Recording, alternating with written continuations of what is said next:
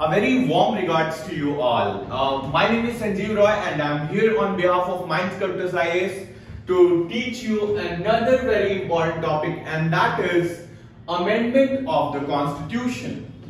Look, in the last two videos we have studied about the basic structure doctrine और उसमें मैंने कुछ आप लोगों से अमेंडमेंट के बारे में बात करी थी।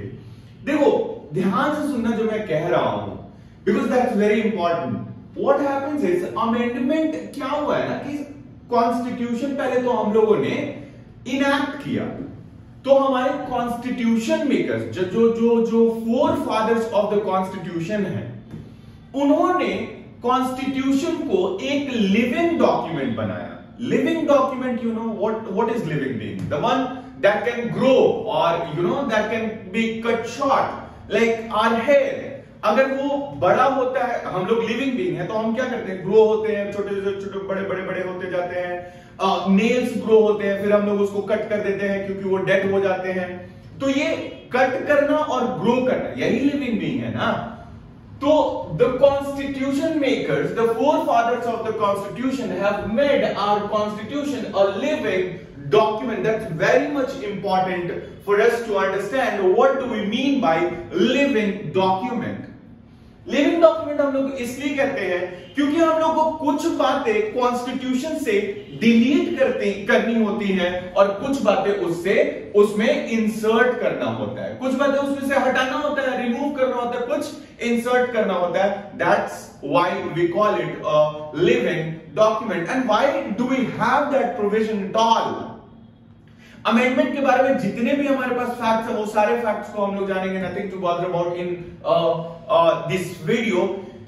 ये लिविंग डॉक्यूमेंट से हम लोग क्या मीन करते हैं कि कॉन्स्टिट्यूशन मेकर को इस बात का अंदाजा था कि भविष्य में कुछ चीजें हमें उसमें डालनी होगी, कुछ बातें निकालनी होंगी। फॉर एन इंस्टेंस, हम लोगों ने कॉन्स्टिट्यूशन में आर्टिकल 21A इंसर्ट किया कि नहीं किया? क्योंकि हमें जरूरत था राइट टू फ्री एजुकेशन का, तो हमने इंसर्ट किया। आर्टिकल 51A हमने इंसर्ट किया कि नहीं किया? क्यों किया? क्यों कर पाए? क्योंकि उसको लिविंग डॉक्यूमेंट हमारे कॉन्स्टिट्यूशन मेकर्स ने उसको बना करके और वो गए हैं। कुछ बातें उसमें से निकालनी भी होती हैं, जैसे आप लोग एग्जाम्पल के तौर पे आप लोग ले लोगे कि राइट टू प्रॉपर्टी को हम लोगों ने हटा करके, फंडामेंटल राइट से हटा करके हम लोगों ने क्या किया, कॉन्स्टिट्यूशनल राइट्स उसको बना दिया है, 300A में लेकर के चले गए हैं। आर्टिकल 370 जो कश्मीर से रिलेटेड स्पेशल आर्टिकल था, उसको हमने हटाया कि नहीं हटाया? ऑफ कोर्स हटाया है, और वो सब हम हटा पाए इसीलिए because our constitution is a living document. Now we are going to see certain facts related to the amendment of the Constitution. और उससे रिलेटेड जो फैक्ट है हमारे पास, वो सबसे पहला और सबसे इंपॉर्टेंट फैक्ट है, and that fact is that it is given, the provision of the constitution is given in article 368 in part 20 of the constitution. That's very important fact, you guys must remember this fact because this fact can be asked in preliminary examination directly. Which part of the constitution contains amendment of the constitution provision? And then you can mention at that point of time that part 20. And which article? It is article 368. Now the next important point, it is as important as the article of the constitution that our constitution is neither rigid nor flexible. What do we mean by that? बहुत ज्यादा उसमें rigidity नहीं है, बहुत ज्यादा flexibility नहीं है। थोड़ी देर में मैं आप लोगों को इसका मतलब समझाऊंगा कि रिजिडिटी और फ्लेक्सिबिलिटी से क्या मीन करते हैं। अभी के लिए आप लोग इतना समझ लो, रिजिडिटी का मतलब हुआ कि कुछ प्रोविजंस ऑफ द कॉन्स्टिट्यूशन को हम लोग मतलब कि बहुत मुश्किल से एडिट कर पाते हैं या अमेंड कर पाते हैं, और कुछ प्रोविजन को हम लोग बहुत फ्लेक्सिबिलिटी के साथ उसको अमेंड कर पाते हैं। बस रिजिडिटी और फ्लेक्सिबिलिटी के बारे में हम लोग को इतना ही जानना है। The provision, the next very important point once again, the provision of amendment of the Constitution has been borrowed in our Constitution from South Africa. South Africa से हम लोगों ने इस प्रोविजन को बोरो किया है, और ये भी एक क्वेश्चन हो सकता है। चौथा बहुत इंपॉर्टेंट फैक्ट है कि power to amend the constitution has been given solely to the parliament. We need to remember this fact. These facts are extraordinary facts which can be asked in the question anytime, anywhere, be it UPSC or BPSC. Who has the power, sole power, exclusive power to amend the constitution? That's parliament. And उसके बाद next important point है कि amend तो आप सब कुछ कर सकते हो, बात सही है, but the core values of the constitution cannot be amended. What is the core value? What defines the core value? That is the basic structure doctrine. Are we getting this point? Are you getting this point? I hope yes, right? The next point is that एक ना provision है अपने constitution में under article 108 और वो provision कहता है joint sitting का। जब भी डेडलॉक होता है ना दो हाउसेस के बीच में, जब हम लोग पार्लियामेंट का चैप्टर पढ़ेंगे तब हम लोग ये ज्वाइंट सिटिंग के प्रोविजन को और डिटेल में समझेंगे। वो डेडलॉक होता है ना राज्यसभा और लोकसभा में, तो एक ज्वाइंट सिटिंग बुलाई जाती है और उस ज्वाइंट सिटिंग में डिसीजन लिया जाता है कि वो पास होगा कि नहीं होगा। तो यहाँ पे कॉन्स्टिट्यूशन अमेंडमेंट एक्ट जो आता है उस केस में कोई भी ज्वाइंट सिटिंग का प्रोविजन नहीं है। There is no provision for joint sitting in case of vis-a-vis amendment of the constitution। तो ये extraordinary facts हैं जो मुझे लगता है कि आप लोगों को याद रखना चाहिए from examination point of view। Now we are coming to the next part, that is procedure that is enacted, that is taken that to amend the constitution। Procedure में सबसे पहला सवाल, where does the amendment of the constitution happen? I have said this already. Where does this happen? It happens in parliament only and exclusively. Now the second important question, who does the amendment? Who brings the constitution amendment act into the parliament? And there the answer is, it is either minister or the private member। देखो minister तो हम सब जानते हैं, minister कौन होते हैं? जो मिनिस्टर में बैठे हैं, home minister, defence minister, finance minister, external affairs minister, ये सारे मिनिस्टर्स हैं। Now who is the private member? Who consists of the private member? And that is a very important question once again. इसका answer ये है, all the member of parliament except ministers are private members. What did I say? All the member of parliament of Lok Sabha and Rajya Sabha are the private members except the ministers। ministers को हटा दो, जितने सारे MPs बचे वो चाहे ruling party के हो चाहे ऑपोजिशन पार्टी के हो, वो लोग प्राइवेट मेंबर में आते हैं। तो या तो वो मिनिस्टर लेकर के आएंगे और नहीं तो वो प्राइवेट मेंबर लेकर के आएंगे। That's the next very important question. अब इसको हम लोग अमेंड कैसे करते हैं? इसको हम लोग अमेंड कैसे करते हैं? हम टाइप्स ऑफ अमेंडमेंट में आएंगे, लेकिन उसके लिए अभी इतना समझ लो कि मेजॉरिटी किस तरीके की चाहिए होती है उसमें। तो मेजॉरिटी चाहिए होती है स्पेशल मेजॉरिटी। स्पेशल मेजॉरिटी चाहिए होता है और उस स्पेशल मेजॉरिटी में क्या होता है? 50% of the total strength of the house, and जिस भी हाउस में हो रहा है 50% ऑफ द टोटल मेंबरशिप उसका चाहिए। लोकसभा में अगर है जब बिल तो, और जब राज्यसभा में जाएगा तो वहां पे 50% of the total strength. This should be more than और equal to 2/3 of the present and voting। 2/3 of the present and voting। बहुत ज्यादा यहाँ पे अभी फिलहाल दिमाग नहीं लगाना, मैं इसको थोड़ी देर में समझाऊंगा बहुत तरीके से, तो टेंशन लेने की बात नहीं है। I will come to that point very soon. The next thing is, जब आप फेडरल प्रोविजन को करते हैं, जब आप फेडरल प्रोविजन को अमेंड करते हैं तो वहां पे स्पेशल मेजॉरिटी तो चाहिए होती है, साथ में चाहिए होता है ratification by half of the state. Now what are the federal provisions? Federal provisions वो हुए जिसमें स्टेट का भी इंटरेस्ट लाई करता होगा। स्टेट का भी जहां पे इंटरेस्ट लाई करता होगा उसको हम लोग फेडरल प्रोविजन कहते हैं। नाउ जब ये हो गया, चाहे तो ये हो जाएगा स्पेशल मेजॉरिटी से आप पास करा दो, और नहीं तो फेडरल प्रोविजन होगा तो स्पेशल मेजॉरिटी से पास होगा। फिर स्टेट्स पार्टिसिपेट करेंगे और ratification by half of the states हो जाएगा। उसके बाद हम लोग देंगे प्रेसिडेंट को। तो प्रेसिडेंट के पास ना एक्चुअली 2-3 पावर होते हैं, या तो वो असेंट दे सकते हैं, या तो वो विथहोल्ड कर सकते हैं, और नहीं तो वो रिकंसिडरेशन के लिए भेज सकते हैं। लेकिन अमेंडमेंट ऑफ द कॉन्स्टिट्यूशन के केस में उनका एसेंट देना मैंडेटरी है, अनिवार्य है, एकदम मैंडेटरी है ना। तो ये बात आप लोगों को ध्यान रखना है कि ऐसे जब प्रेसिडेंट को दिया जाएगा, प्रेजेंट किया जाएगा कॉन्स्टिट्यूशन अमेंडमेंट बिल, तो उसमें उनको एसेंट देना दैट विल बी मैंडेटरी, और prior recommendation of the president is not required in constitutional amendment bill. Constitution amendment bill को लाने के लिए क्या प्रेसिडेंट का प्रायर रिकमेंडेशन रिक्वायर्ड है? No, it's a big no, right? So you have to understand these things. Now we will come to the types of amendment of the constitution, right? तो अब हम लोग समझेंगे कि क्या-क्या टाइप्स है, कितने टाइप्स के होते हैं amendment of the constitution. I hope कि इतनी सारी बातें जो मैंने बोली वो आप लोगों को समझ में आ गई होंगी। आगे हम लोग types of the amendment of the constitution देखेंगे। ऑलराइट, तो अभी तक हम लोगों ने क्या देखा? हम लोगों ने देखा कि constitution, number 1, constitution is a living document, और फ्लेक्सिबिलिटी और एडेप्टेबिलिटी के लिए वो हम लोगों ने दे रखा है, लिविंग डॉक्यूमेंट बना रखा है, नंबर 1। दूसरा, उसके रिलेटेड कुछ हम लोगों ने फैक्ट्स देखे। तीसरा, हम लोगों ने उसके रिलेटेड प्रोसीजर्स देखे। अब हम लोग 4th चीज देखने जा रहे हैं, और वो चौथी चीज है टाइप्स ऑफ अमेंडमेंट। देखो, टाइप्स ऑफ अमेंडमेंट बहुत ही इंपॉर्टेंट है।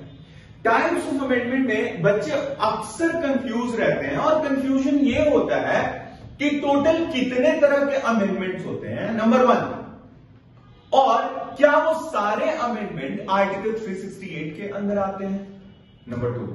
These are two very important questions that we are going to answer. देखो, जब आपसे पूछा जाए कि टोटल कितने तरीके के अमेंडमेंट्स होते हैं, you have to answer it is 3. Total कितने तरह के अमेंडमेंट्स होते हैं? The answer is 3. लेकिन अगर आपसे कोई पूछे कि आर्टिकल 368 के अंदर कितने तरह के अमेंडमेंट्स आते हैं, तो you have to answer 2, because वही करेक्ट आंसर है। देखो, total amendments, total types of amendments होते हैं, एक सिंपल मेजॉरिटी, एक स्पेशल मेजॉरिटी, और एक special majority plus ratification by the half of the states. ये टोटल 3 तरीके के अमेंडमेंट्स हुए, ये हम लोग जानते हैं। लेकिन अंडर आर्टिकल 368 एक ये होता है स्पेशल मेजॉरिटी, और एक ये होता है special majority plus ratification by half of the states. Simple majority वाला नहीं आता है आर्टिकल 368 के अंडर।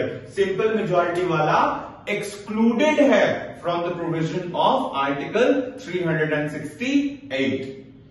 नाउ अब इन सारे को हम लोग समझते हैं कि क्या होता है सिंपल मेजॉरिटी। देखो, सिंपल मेजॉरिटी बहुत सिंपल सी बात है कि प्रेजेंट एंड वोटिंग, कॉन्सेप्ट समझ लो प्रेजेंट एंड वोटिंग का।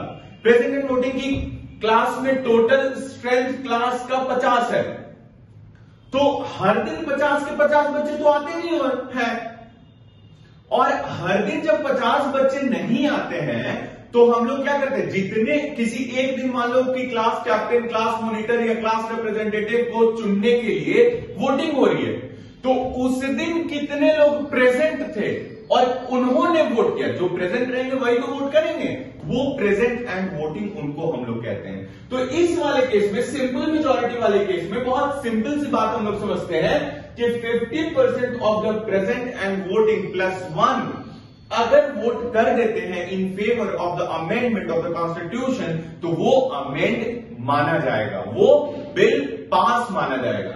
यहां पे हम लोग देखते हैं 2 चीजें। एक हम लोग देखते हैं कि इसमें क्या क्या सिंपल मेजॉरिटी के अंडर अमेंड हम लोग करते हैं। तो उसके अंडर हम लोग करते हैं article 2, article 3, schedule 2, schedule 5, schedule 6, ये सारे सिंपल मेजॉरिटी से होते हैं। There are very many other provisions that are done by simple majority, वो आप लोग एक बार लक्ष्मीकांत को रेफर कर लोगे तो that will be better. I will try to put it in description. मैं पीडीएफ कोशिश करूंगा कि डिस्क्रिप्शन में ऐड करा दूं, इंक्लूड करा दूं, राइट।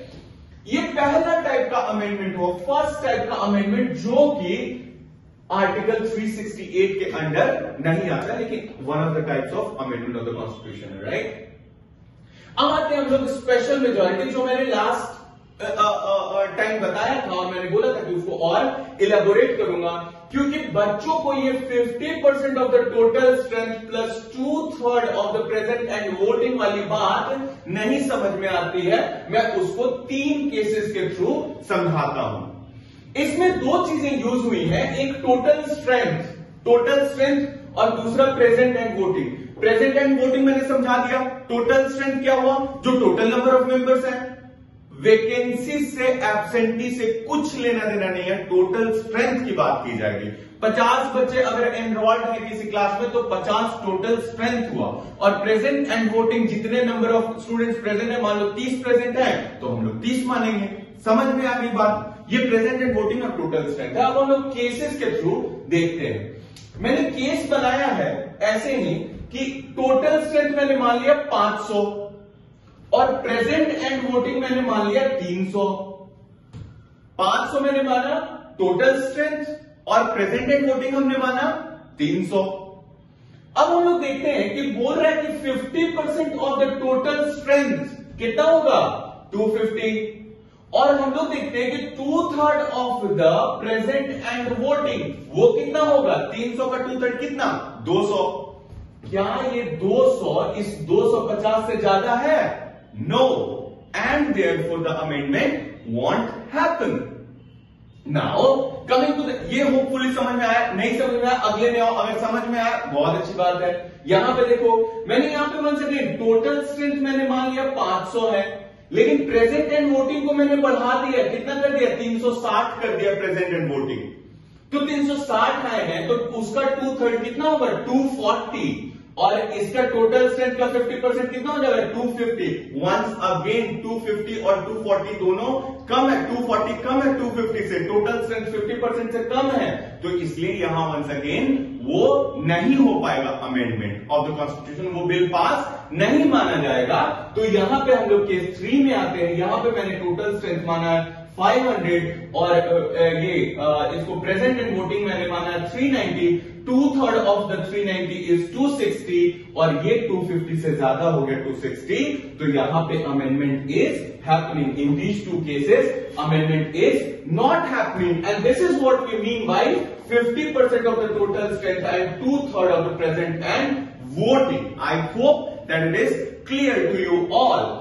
और उसके बाद हम लोग आते हैं special majority plus ratification by half of the states. Special majority मैंने आपको यहां पे समझा दिया। Ratification by half of the states में जब हम लोग आते हैं तो यहां पे हम लोग देखते हैं क्या कि हाफ ऑफ द स्टेट्स का मुझे रेटिफिकेशन चाहिए। और वो रेटिफिकेशन कैसे होगा, कौन से मेजॉरिटी से वो स्टेट पास कराएंगे, तो वो पास कराएंगे स्टेट्स सिंपल मेजॉरिटी से। वो सिंपल मेजॉरिटी से पास कराएंगे और उसके लिए कोई भी समय सीमा नहीं दिया गया है कि आप इतने दिनों में ही पास करा के और मेरे को भेजो। नो, कोई टाइमलाइन नहीं है, कुछ भी इस तरह की चीजें नहीं है। बस सिंपल उनको कहा गया कि रेटिफाई करके भेजना है। तो that's a criticism as well कि स्टेट को आपने एक तो बहुत ज्यादा पावर नहीं दिया हुआ है और दूसरा उनको कोई टाइम फ्रेम नहीं है कि इतने दिनों में। तीसरा क्रिटिसिज्म है कि अगर उन्होंने रेटिफाई कर दिया तो क्या वो अपना रेटिफिकेशन वापस ले सकते हैं, क्या वो उस अपने विचार को बदल सकते हैं, उसके बारे में भी कॉन्स्टिट्यूशन ने कोई बात नहीं करी है। यहां पे इसी कॉन्टेक्स्ट में एक और बहुत इंपॉर्टेंट चीज है कि अगर ऐसा है तो what is the role of state in amendment of the constitution. तो देखो, role of the state amendment of the constitution में बस इतना ही है कि जब फेडरल प्रोविजन अमेंड किया जाएगा तो उनसे बोला जाएगा रेटिफाई करने के लिए सिंपल मेजॉरिटी से, और टाइम फ्रेम उनको नहीं दिया गया है। दूसरा, अमेंडमेंट में एक उनका बहुत इंपॉर्टेंट रोल होता है और उसको कहीं से ये मत कंफ्यूज होना कि वो इनिशिएट कर रहा अमेंडमेंट को। नो, इसमें रोल ऑफ द स्टेट में जब लेजिस्लेटिव काउंसिल किसी स्टेट में बनाना होता है, जैसे फॉर एग्जांपल अभी तुरंत हमने रिसेंटली देखा कि वेस्ट बंगाल में Mamata Banerjee, the chief minister of the West Bengal, wanted to create a legislative council. उनके वश में सिर्फ इतना है कि वो अपने स्टेट लेजिस्लेटिव असेंबली से लेजिस्लेटिव काउंसिल क्रिएट करने के लिए एक रेजोल्यूशन पास कराएंगे और वो रेजोल्यूशन पास करा के और पार्लियामेंट भेज देंगे। अगर पार्लियामेंट को मन किया, अगर उनका विचार है कि ये क्रिएट होना चाहिए, अगर वो लोग उस रेजोल्यूशन को इन फेवर वोट कर देते हैं, तब तो वहां पे क्रिएट हो जाएगा लेजिस्लेटिव काउंसिल। और अगर पार्लियामेंट ने उस रेजोल्यूशन को रिजेक्ट कर दिया तो वो रिजेक्ट हो जाएगा, वहां पे लेजिस्लेटिव काउंसिल क्रिएट नहीं हो पाएगा। This is what is the role of state in amendment of the constitution. There are certain criticism as well of the amendment of the constitution, like I said, कि no time frame is given, और उसके बाद सिर्फ meagre role है कि आप सिर्फ legislative council के केस में एक रेजोल्यूशन पास कर सकते हो। कॉन्स्टिट्यूएंट पावर, जो अमेंडिंग पावर है, वो एक्सक्लूसिवली किसको दे रखा है? आपने पार्लियामेंट को दे रखा है। ये भी एक क्रिटिसिज्म में आता है। और नेक्स्ट क्रिटिसिज्म में आता है कि बहुत मतलब most of the provisions are amended by the simple majority itself. उसको स्पेशल मेजॉरिटी लाने का कोई जरूरत नहीं होती है, क्योंकि अमेरिका में 3/4 मेजॉरिटी रिक्वायर्ड है for amending the constitution, whereas हमारे यहां सिंपल मेजॉरिटी से ही कर दिया जाता है। यहां पे एक और छोटी सी बात मैं आप लोगों को बताना चाहता हूं, जो मैंने बोला था कि constitution is neither rigid nor flexible. मैंने यही बताना चाहा था कि कुछ प्रोविजंस जो है ना इस वाले प्रोविजन से किए जाते हैं या इस वाले प्रोविजन से किए जाते हैं। इस वाले प्रोविजन से जो किए जाते हैं हम लोग मानते हैं कि कॉन्स्टिट्यूशन इज रिजिड, या मतलब बहुत ज्यादा रिजिड नहीं है, कुछ ही प्रोविजन इसके साथ किए जाते हैं, और जो सिंपल मेजॉरिटी से किए जाते हैं वो फ्लेक्सिबल है। तो इसको इसी को बोला जाता है कि नाइदर रिजिड नॉर फ्लेक्सिबल। और स्पेशल मेजॉरिटी से क्या क्या अमेंड किया जाता है? Fundamental rights, DPSP, fundamental duty. ये कहीं नहीं लिखी हुई बात होगी फंडामेंटल ड्यूटी वाली, ये मैं अलग से बता रहा हूं। याद रखना, कोई भी बोले फंडामेंटल ड्यूटी को कैसे अमेंड करोगे, तो वो होगा स्पेशल मेजॉरिटी से। और दूसरा, यहां पे special majority plus ratification by half of the state से कौन कौन होंगे? प्रेसिडेंट के related, supreme court, high court के रिलेटेड, राज्यसभा में सीट एलोकेशन से related, all these are done by the special majority plus ratification by half of the states. I hope the concept of amendment of the constitution is clear to you all, right? And we will come back with another very important topic in our next lecture. Please stay connected with us. Thank you so very much everyone for supporting us. Thank you.